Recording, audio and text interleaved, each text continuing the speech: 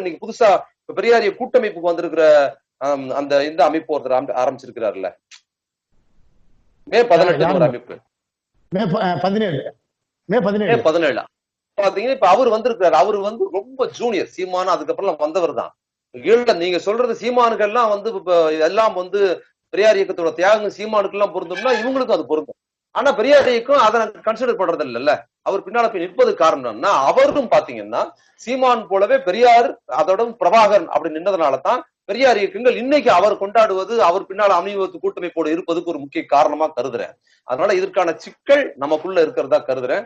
அதை நம்ம எதிர்நிலையில மட்டும் பாக்குறது பொருத்தமா இருக்காது. அது பெரியார் இயக்கத்துக்குள்ளாரிய தமிழ் தேசிய கருத்துக்கள், பெரியார் கருத்துக்களை விடவும் ஈழம் சார்ந்த கருத்துக்கள், பிரபாகரன் விடுதலை புலி ஆதரவு கருத்துக்கள் கையோங்கி இருந்ததுனால்தான் சீமானை கொண்டாடினாங்கிறத. சீமான் வந்து பிரபாகரன் பேசாம இருந்திருந்தா பெரியார் இயக்கமே இந்த அளவுக்கு அவர் பயன்படுத்தி இருக்குமாங்கிறது சந்தேகம் தான்.